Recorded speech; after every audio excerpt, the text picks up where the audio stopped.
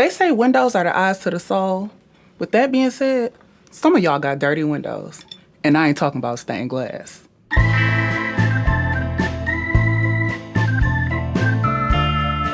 Welcome back, internet friends, or should I say, friends with benefits. The benefit being me, of course. On this episode, we're talking about accessibility, aka who all gonna be there? Since everything is better together, I want to introduce Jaime Junior of Warriors on Wheels. Historically, mobility isn't the only factor to access. Things like age and class impact folks' everyday life. Take this cabinet, for example. To you, it's a cabinet that needs to be open. For me, one wrong move can result in a quick trip to the emergency room. Even more than that, it's a barrier to me using the sink. For this modification, all you need is a screwdriver and a bit of patience.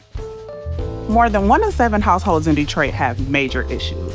Structural, electrical, you name it, they got it. 15% of those earning less than $30,000 a year and 16% of those earning between $30,000 and $60,000 a year live in inadequate housing. What's inadequate housing, you ask? The motivation behind 90% of rappers, athletes, and at least 2 Will Smith movies.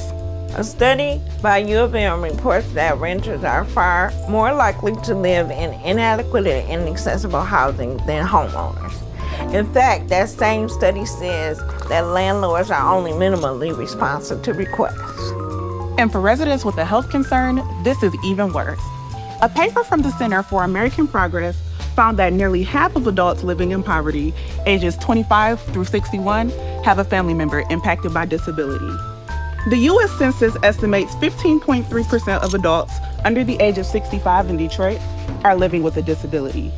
Combine that with the fact that Detroit is a majority Black city and has a higher rate of adults over the age of 65, Detroit is now home to 2 key demographics that have a higher rate of disability.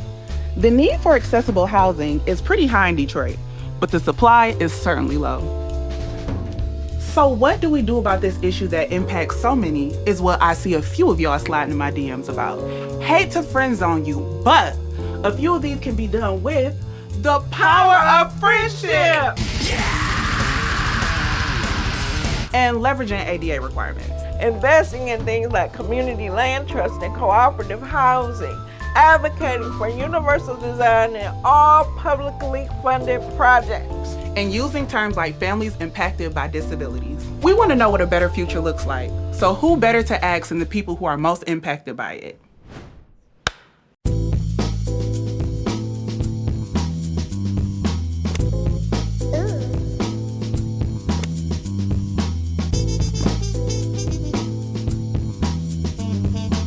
Should everybody have a safe place to live? Yes. Well, home is where you're supposed to be, and it's like your shelter, a shelter that is your comforting shelter that you stay at. I think people deserve to live in a safe place because everybody needs a place to live, and it can't be dangerous.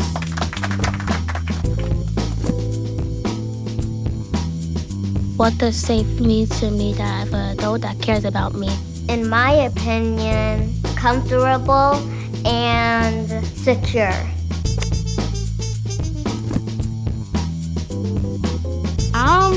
A landlord is no.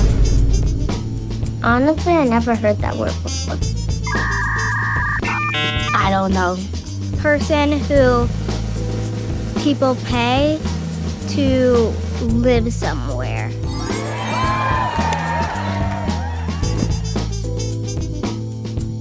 I would rather be a teacher with a hair salon. Well, I'd probably want to be an actor and a dancer, an actor or a dancer. It's more expressive. You can express yourself more in acting and dancing, not really being a landlord. I don't know. I want to be exactly like Ariana Grande. Yeah. Wow.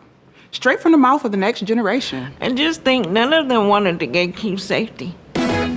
For more information about your rights, visit Detroit'sPeoplePlatform.org. Being a good neighbor is about making sure everyone can enjoy the simple things. Keep it simple, silly, and make sure you wash them windows I was talking about.